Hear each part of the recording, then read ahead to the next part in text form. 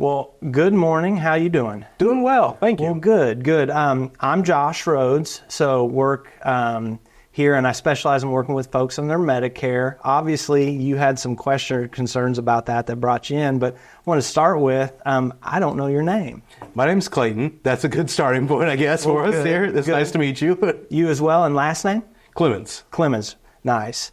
Now, Clayton, most folks coming into Medicare are really confused. There's a lot of information out there. Really, today, my goal is to sit down and try to make sense of this whole thing. My job is really to take the complexities and simplify it. But so much of that has to do with who you are. So if you don't mind, will you just kind of give me a quick background on where you're at, kind of what brought you in and the situation that brought up some of these Medicare questions? Yeah, so I'm just getting ready to retire here, okay. And I didn't really know what to do next. My HR department didn't really point me in the right direction, so glad I found you. Well, good. So let me ask you real quick, retiring, obviously, what have you done? What's your background in? Like what's paid the bills all these years that obviously put you in such a good situation to retire? Yeah, so I did a little bit with insurance myself, but this is not kind of my area of expertise. Okay, so were you property and casualty, that kind of thing? Or? Yeah, in the customer service side. Wonderful. Okay, well, good. Is that something, how long were you doing that?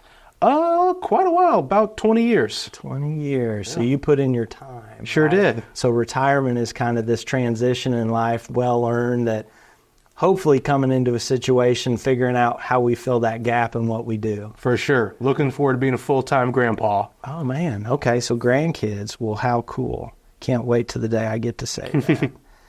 Well, good. Well, tell me a little bit about what you do know. And that's a strange question, right? Because we're coming in, but I always like to start with where my clients are at, right? I know your name. We know a little bit of background about work, but what I also want to know is, where your concerns are. I know that there's mail coming, people calling and all this, and everybody has the answer, right? So it adds a lot of confusion. My job is to sort through that. So any big questions right off the bat that you have that we can kind of start there? So my main thing is I know I'm getting my Medicare Part A and B. Okay. Everything like that's getting taken care of. And like I said, I know insurance terms, but I don't really know how it differs from my group insurance. Okay, wonderful. So you've already signed up for your A and B, so you've reached out to Social Security, applied for that. Are you drawing Social Security as of now, or what is your income situation as this transition happens? So as I'm transitioning out, getting ready to retire next month, so I'll start drawing everything next month. Okay.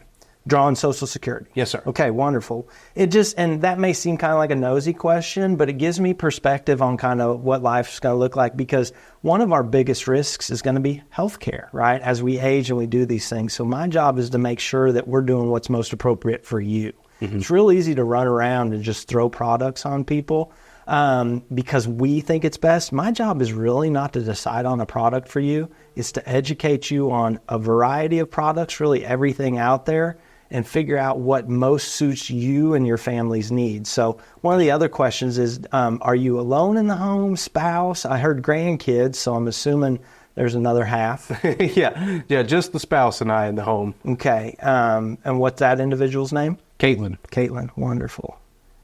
And is she near the same age in the same situation, getting ready to retire, that kind of thing, or has she got some more years working? She actually retired a while ago. Okay. She stay-at-home mom.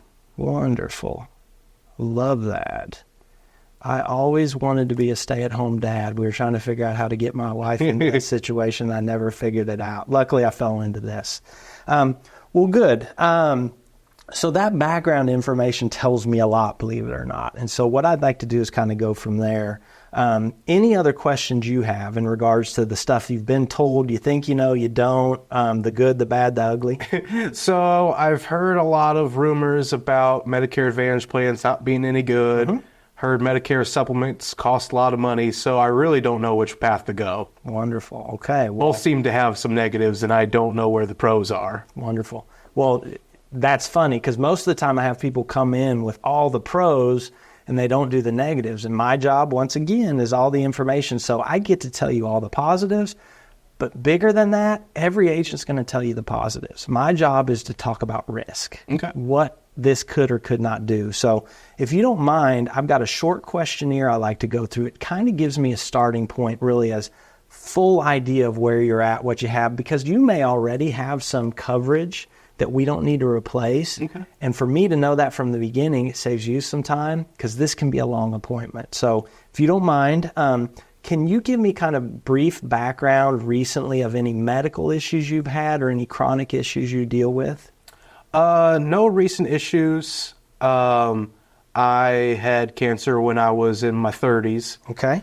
But outside of that, I've had a clean bill of health ever since. Okay. And so still doing like annual checkups on the cancer, that kind of thing, or? Yeah, every year I go in still, get some blood work drawn, but as long as everything looks good, I'm still good to go. Well, good. So we're 65. You know, I always tell people my wife went through cancer. We dealt with that. And, you know, first year was always that big one, a lot of appointments. Second year, and every year you get further away. So congratulations to you. That's a big deal. So, so the cancer background, no chronic issues with diabetes, heart issue, anything like rheumatoid arthritis, anything like that? Nope, nothing popped up yet. Wonderful. Love that. So we're good and healthy, right? Right. Do you take very many medicines? No, I take ibuprofen, and that's about it. Well, good. Good. Well, hopefully not a ton, but yeah. More than my doctor likes, for sure. I think we all do that time to time. Well, good. And then, so we're leaving retirement coverage. If you don't mind me asking, like, how do you feel about work insurance? Has it been good to you, bad? What's the ins and outs of that? So, pretty good. I know I pay a hefty amount every month, but outside of that, coverage is fine. I'm able to go see the doctors I like, so no major complaints. Okay. Kind of get used to it after the years of working with a group insurance plan. Absolutely. So when you say, I think you said chunk, don't let me put words in your mind, but a significant dollar amount you have to pay, do you have an estimate on what that costs you a month? If I had to ballpark, I think it's in the $400 for my wife and I. Okay, so both of you are on that. Yeah. So does she have plans for what's going to happen as you enter into Medicare on where she's going to get her insurance? Not really. That's I'm glad I'm meeting with you first, because then that was going to be next up. Is we'll bring the wife in and have her do hers. Okay, wonderful. Okay, so we're kind of doing this one at a time. That's good to know. But she's of that Medicare age, and she has her Medicare started as well. That kind of thing. Yes. Wonderful. Well, you get to be the guinea pig. Yeah. Congratulations. There's usually one of these in each family. So, wonderful. And so I'm going to jump into some additional questions. What I'd like you to know is some of these questions may seem strange right now. We're just getting to know each other. If I ask something you're not comfortable with, don't answer, right? The more data I have, the better. Have you made any arrangements for extended care, long-term care, nursing home care, home health care, any of those type of things? I have not. Okay. Watched my grandma going through Medicaid because she wasn't able to pay for hers, so I know a little bit about that. Okay. But I personally haven't set anything up. Okay, wonderful. Well, you're kind of in the average, right? Most folks, 90% of folks have not done anything in regards to that. The good news is that's something we're going to be able to discuss further if there's interest. So sounds like you got a family history in that. That's understandable. Most of us do. Tell me a little bit, so, don't let me throw any words in your mouth, but we dealt with cancer in our 30s. Other than your direct, have you had other experiences in life with cancer, family members, individuals in Medicare that have had to deal with that? Any other history? When I was a kid, my grandpa, he passed away from cancer, but I was, I think, in like 5th or 6th grade, so I don't know much about how any of that worked insurance-wise for him. Nope, that's understandable. Okay. And are you carrying any coverage directly in regards to cancer right now? I have some through my group insurance. Okay. All right. This is one of them that some people go, well, what the heck's he need this for? Have you made plans for end-of-life plans, life insurance, final expense, that kind of thing? I do have a life insurance policy. Final expense I'm not familiar with. Okay. I had the life insurance, so yes, question mark? No, that's a great example. And final expense is kind of a term we use in the industry. Most people aren't familiar. And what it is it's usually a simpler underwriting for a life insurance. Life insurance really falls into three categories, and we'll talk about that deeper if we think that's a need. But do you happen to know the face value or what that's worth? I believe we did 500,000. Okay. And so without assuming, do you know, is that a term policy? I honestly don't know. Had a buddy that in the insurance world that was doing life insurance, so went ahead and got a policy with him when I was a little younger. Not a problem at all. Most folks don't. I've sat with people like this, and I've questioned them all the time, and I realized even on my plan, I couldn't tell you the face value of that. So join the club. Is anybody, as you transition away, handling your 401k and your transition of funds from your retirement? Honestly, haven't thought about that at all. Okay. That is not a big deal.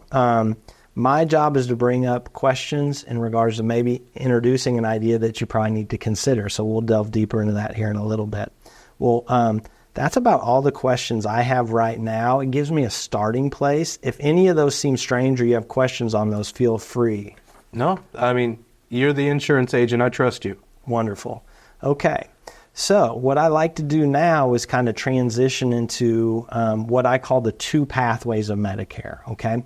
This all starts with our core of Medicare, but this is going to give us our two, what I call generic options. We've got path 1 and we've got path 2.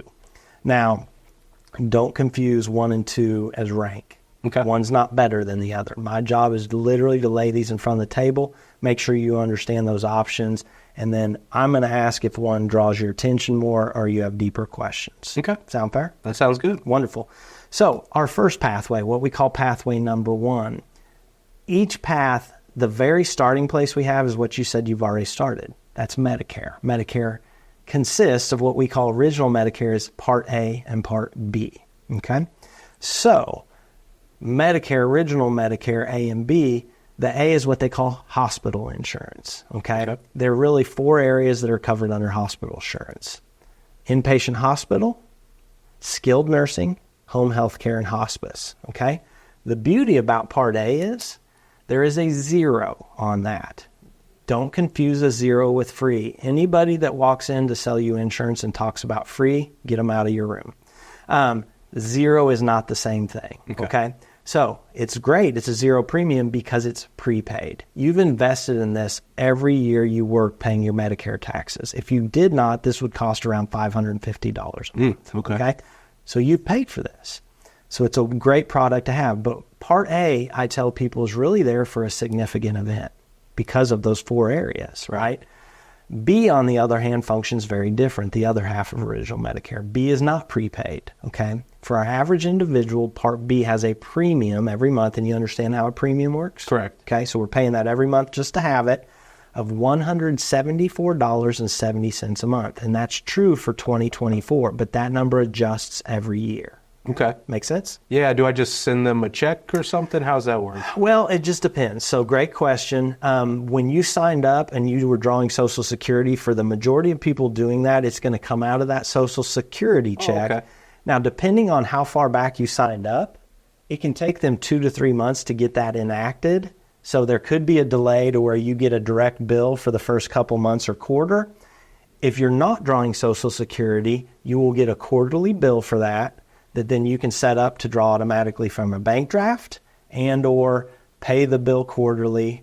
If you do bank draft, you can change it to a monthly rather than a quarterly bill. Gotcha. Okay. Make sense? Yeah. Okay.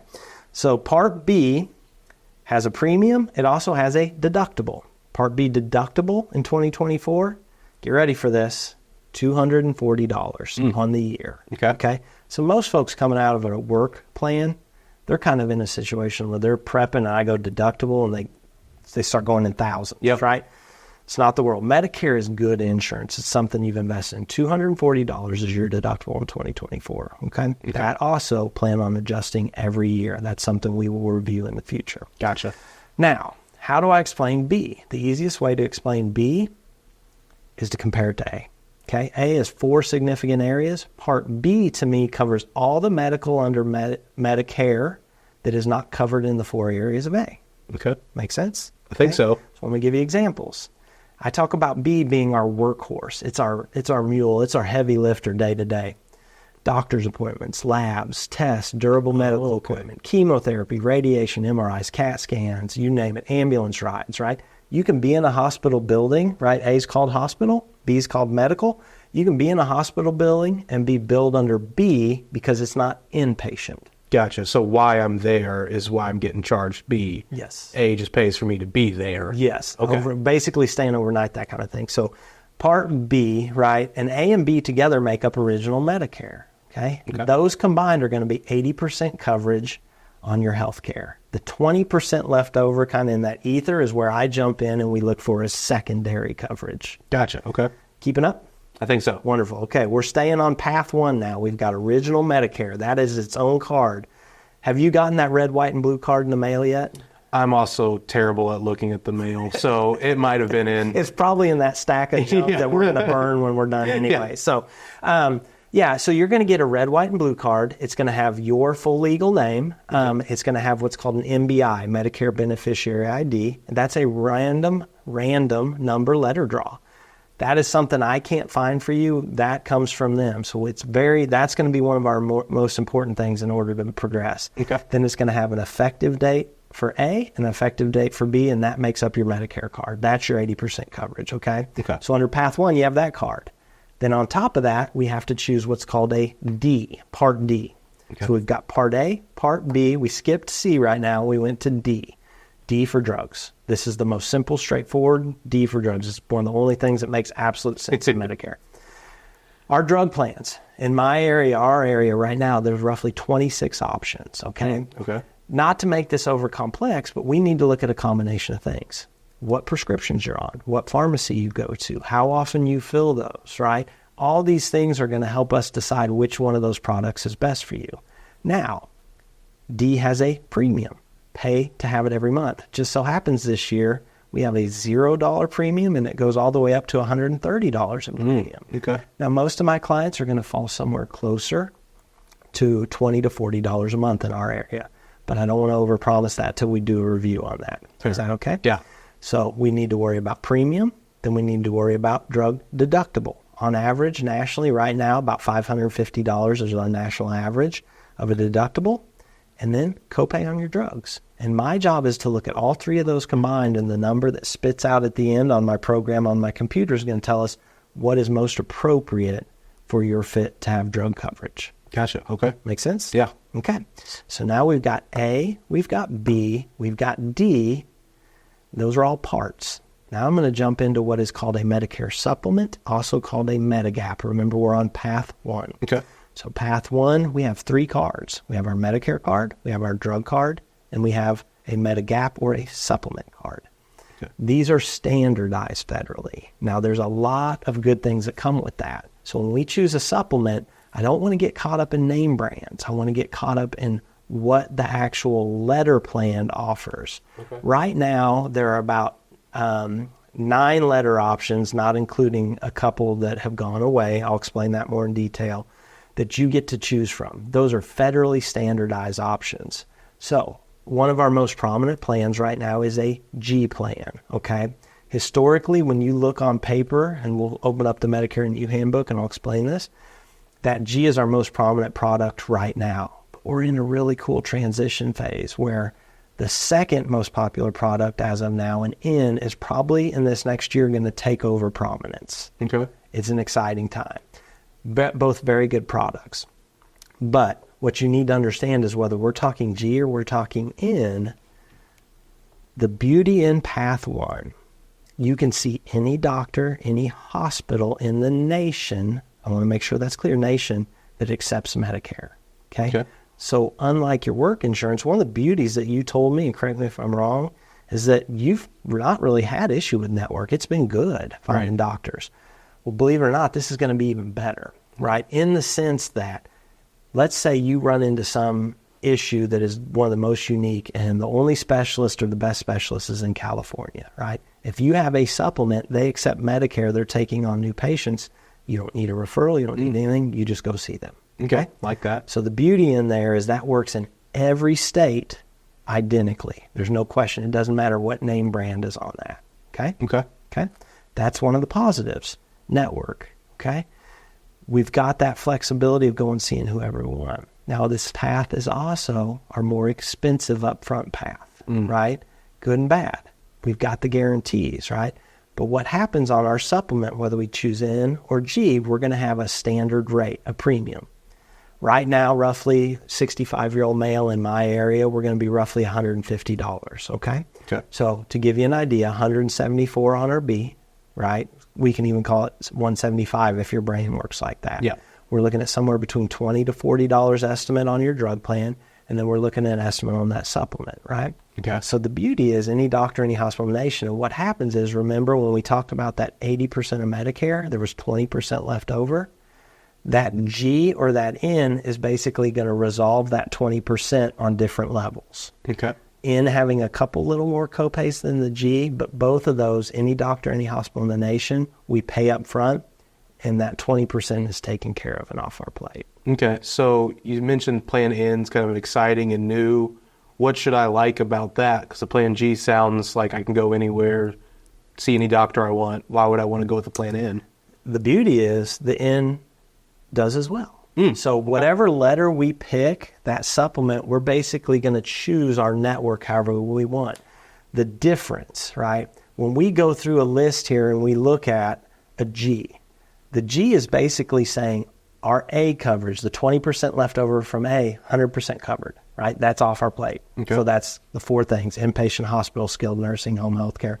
There's limitations on some of those. So, but B, we go through a big list of everything falling under B, and it covers everything under B 100% except that deductible of $240. Okay. So plan on paying $240 out of pocket. Then that G will resolve any and all payments after that. Okay? Okay. The N, same situation. You will pay that deductible. On top of that, Part N says that you would have to pay what's called a Part B excess charge. Okay? Now in N, this is probably one of the most complex things to explain. But what I will explain is the risk is low. Okay? Okay. So Part B excess basically says, I'm going to a doctor that maybe accepts Medicare but is not in what's called assignment. So they have signed a contract that says, I don't agree to the rates that Medicare is limiting to. Okay. By law, they can charge 15% more than the national average of cost. When we look at a G, that G will cover that 15%. The N does not. Now here's what's nice. 0.66% nationally of doctors are not under assignment. Okay. Right? So Yeah. 99.34% of all physicians under Medicare take assignment. So the chances of running into this are slim. On top of that, right now, based on Aetna and Mutual Omaha stats, the risk of that Part B excess charge is less than $20 even if you saw it. Okay. Okay?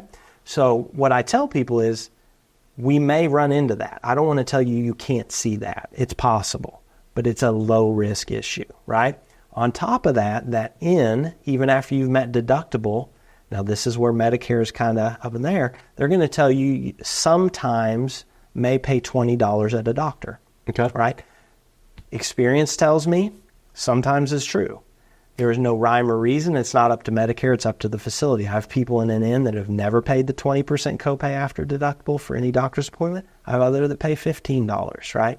So worst case scenario, if you're prepared to pay that $20, which I'm going to assume you probably had a copay at a doctor you're used to anyway. That's what I was just thinking. I was like, wait, the G, I wouldn't have to pay that? Because that just seems to be like a standard thing for insurance for my whole life. Yeah, Medicare in general, it's going to resolve. That's the good thing about that G. And really about the N, it's possible you don't pay that either, right? Okay. But I can't guarantee it under the N. Okay. The only other thing that N does not do that the G does is there is a $50 copay if you enter the emergency room and don't go inpatient. Go to the emergency room, they send you home, it's going to cost you $50. Okay. So the N and the G are very comparable. The nice thing is right now, that N is about $40 less a month. Okay. So instead of $150, we're looking at about $110, which to me means almost $500 a year savings. Right. Yeah. I like the sounds of that a lot better just from a purely money standpoint. Yeah. Yeah. So basically what I've walked you through is the outline. Now, we're not limited to a GNN, right? We talked about 9 letter options, but I try not to waste my clients' time, and it's not that those other letters can't be a reasonable comparison, but for most people, those are the best, what I call bang for the buck. You're getting the best, most product for the least amount of money. Okay. Questions on that side? So, no, I think you answered most of my questions throughout. Just kind of wanted to know more about my costs, and I assumed I was going to have co-pays when I saw the doctor. So hearing that G doesn't have it and does, but I save more money, and I don't go to the doctor that often anymore. So, kind of interesting to figure out which path to go that way if that's what we choose. Yeah, and what's good is today, remember, it's about laying it all out, and you get to lead me in a direction, and we'll dig in deeper as we go, right? I wish I could sit here and teach it all to you. It took me years to learn all this. So my job today is that you walk away, whether we sign up for something today or not, you leave here feeling better, more educated, and at the very least, when we get back together, you know the right questions to ask. Because you're getting so much today, sometimes you got to walk away, go home, ask yourself questions, come back with those, and make a resolution. Gotcha. Okay. Well, good. So pathway 1, right? We've got 3 cards. We pay up front, and basically we resolve our out-of-pocket risk. Okay? Gotcha. Are you comfortable transitioning to pathway 2? Yes. Yeah. Okay. Feel good. Pathway 2. If you remember, we started with A and B of Medicare, a D, and that third card, our Medigap or supplement. Right. Path 2. Path 2 is what's called Part C. It didn't just go away. I skipped over it because this will kind of explain it. So a Part C, also called a Medicare Advantage plan, right? I think what you told me earlier is I was heard Medicare Advantages are not good and a Med Sup is expensive, right? Well, hopefully the first one was a misnomer, right? Yeah. Med Sup is maybe not as expensive as I thought for what it gives. On top of that, I can tell you we're in an interesting place where the majority of our folks entering Medicare right now are going into Medicare Advantage. Okay. The last year and a half, 2 years, the Medicare Advantage is being sold more than the Medicare Supplement. And that's not because it's being pushed harder, it's because clients are choosing it, right? And true with my book, I went from about a 60-40 Sup to Advantage to now about a 60-40 Advantage to Sup. Gotcha. Okay. That being said, the C, Medicare Advantage, right? What I need you to understand about a C is, and this is going to be a little cheesy, but I'm a little bit younger than you, but you grew up in that day and age, you probably remember Pac-Man, right? So if you picture C like Pac-Man, what you need to understand is that C engulfs your A, B, and D. So A, B, and D, your original Medicare and your drug plan are inside of that C. Gotcha. Okay? So we've got a third-party vendor, Humana, and all these different names out there, United Healthcare, who offer these different products. There's a variety of them, and they're all different. But the biggest difference when we're talking about comparison to Path 1 is the way Path 2 works, okay? Path 2 is not second in rank. It's just as good, if not better, for a lot of folks, right? But the reality, it functions very different, okay? So when we take Path 2, we've got to be less prepared to have everything paid in advance. What we're doing is we're paying little to no premium up front. Now, I tell my clients in our area right now, most of our best plans, $0 a month. But really, $0 to $40 a month is a rough estimate on the majority of our quality plans, okay? These, number one, are going to be generally HMOs or PPOs. And when I say that, network, right? So different than Path 1, we've got a network. We've got to go to their doctors, their hospitals, right? So what happens is, I don't want to say that's limiting. It's probably more comparable to what you're used to, correct? Right. Yeah. Yeah. But compared to Path 1, it may sound like less, but the reality is these are, for most of our big companies, national networks. They have strong, broad networks, and it's my job to help you find that network and make sure that whatever plan we put you in works with your doctors and your hospitals. Okay? Make sense? Yeah, I think so. Well, here's the other difference, right? Paying little to no premium up front, but remember B's inside of there, so we're still paying that $174.70. For most of my plans right now, no deductible. So that $240 we were paying over on Path 1, we're not paying that any longer. There are deductibles that exist in these plans. It's possible to have them, but most of our prominent plans right now do not. Okay? Gotcha. The biggest difference, we've talked about network and upfront cost. Medicare Advantage is a pay-as-you-go program. You don't pay till you use it. So you're going to have what are called copays and co-insurances. Okay?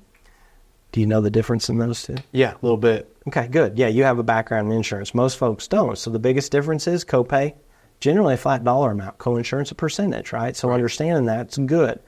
But basically, we're going to have a book that I can set down in front of you and go line by line if we decide on path of Medicare Advantage, and I'm going to be able to tell you in an event like this, a doctor's appointment is going to cost this much. A specialist is going to cost this much. And I go line by line by line, and we can make estimates on certain situation you have. You know, whether it's so many days in the hospital, we can build out and figure out if this is the best fit. Now, talked about no deductible, right? What these carry are called annual maximum out-of-pockets, right? And so that is a dollar amount, and I tell people I'm bad about teaching with my hands. There's a dollar amount of magic floating over your head, okay? Yeah. And there's this total dollar amount. Right now, on average, in network, we're looking roughly in my area, $3,500 to $4,000, rough estimate. That can adjust every year. And what you got to imagine is every time you go see a doctor and you have a copay, these kind of things, you're pulling a chunk out of that, right? You're just pulling a chunk out of it. And if that ever goes to zero, you're done paying for the year. Okay. Good news, even though that $3,000 to $4,000, whatever number we're looking at when we decide, sounds like a big number, and it is. Nobody wants to fork that out. The chances of hitting that are very slim. For most of my folks in Medicare Advantage, they'll never hit one of those in their lifetime. Okay. I think one of the last statistics I saw was roughly less than 10% of people nationally ever hit one of those maxes in their life. I think we had a statistic this last year regionally in the KC metro area that one of our major providers, less than 2% ever hit a max out of pocket. Right? Gotcha. Okay. Don't want to, once again, tell you can't do it, but the risk is low. Okay? So basically, Medicare Advantage, we're going to pay for issues as we go. We're going to pay for procedures, doctor's appointments. So it depends on the quality of health on the year, on what the cost is and how much we use that. Right. Make sense? Yeah. Okay. I'm going to add a little icing on Path 2. And I say this because depending on the market, the icing is the first thing to go. It's also one of the biggest things that these products, Medicare Advantage, one of the reasons people say they're not good, right? I'm not telling you you're wrong. What I'm going to tell you is most people that are unhappy with a Medicare Advantage were misinformed, misled, and sold something they didn't understand. Okay. We have B-level stars nationally that are marketing this stuff in masses, and they are just getting waylaid, our clients like you. I'm sure you've seen some of the TV commercials. J.J. Walker, Joe Namath, who you name it, they're out there pushing this product. And what is it? It's all the flashy bits, all the stuff you get. It's not the risk. My job is to explain risk. What happens is these plans offer wonderful, wonderful icing, right? But it's also some of the first stuff to go year to year, so it's more important that every year we review this. Okay. Some of the icing: dental, vision, hearing, over-the-counter benefits, gym memberships. Sometimes we've got money to help pay medical bills. We've got one company this year that's offering like $1,200 in an athletic benefit, right? There's all this really, really positive stuff. But if we buy this product based on that alone, we're doing ourselves a disservice because that rug can be pulled out at any time. Okay? Gotcha. Okay. So does Path 1 and Path 2, the basic idea of that make sense? Yeah, I think so. Okay. So Path 1, we're paying in advance, any doctor, any hospital in the nation. Path 2, pay as you go, and we're going to have those copays, and we're limited to that network. Make sense? Yeah, I think so. So out of those two, I can't put my thumb on which one feels more similar to my group coverage now. Yeah. Because I've been happy so far. I would say this is what I always tell people is those group plans are kind of a hybrid in between. Yeah. Because I would say they're both, based on what you're paying right now, better. That's what's great about this. It's a win-win. Okay. Whichever path you choose, you're going to come out ahead. It's what kind of risk profile do you and your wife have, right? What keeps you up at night? What is going to give you comfort? I have some people that Path 1, they just say, I don't want to have to mess with choosing doctors at all. I have ones that say, I want to be able to travel and not worry about that, right? And I got others that also on Path 1 say, well, look, I just don't want to, I want the convenience of not messing with a bill, right? Yeah. I just want it taken care of. I want it resolved. Wonderful, right? Then I get other folks that go, man, Path 2, well, I'm just investing a lot less up front. Yeah. That's true. But I always tell them, well, there's a risk. Remember, if you hit your max out pocket, it could cost more than Path 1. But I have other people in Path 2 that also say, well, from an investment standpoint, if I look at this money, even if I have a bad year every 5 years, those 4 years before, how many dollars did I save? Mm-hmm. And I can tell you nationally right now, they're saying $2,000 a year the Medicare Advantage saves over Path 1, Path 2 over Path 1. So that. It just really is going to come down to how you see fit. And what's beautiful is today is you don't have to make that decision. Today is an information session. And what we're going to do is, at this point, if you feel more comfortable with one of those paths, I want to delve deeper into that. Does that sound fair? Yeah. That Is sounds good. one of these kind of drawing you more closely? I won't lie. I think the supplements sounded good at first, but I like the long-term investment because that was a major concern of my wife and I, is just kind of how are we going to keep up our normal lifestyle with the retirement income versus the income I was getting at my job. So I think if I was leaning one way or the other right now, it'd be towards that Medicare Advantage side. Wonderful. Well, my suggestion is if you feel good about that, we can delve deeper into some more specific products if now is a good time. For sure. Yeah. Good. All right.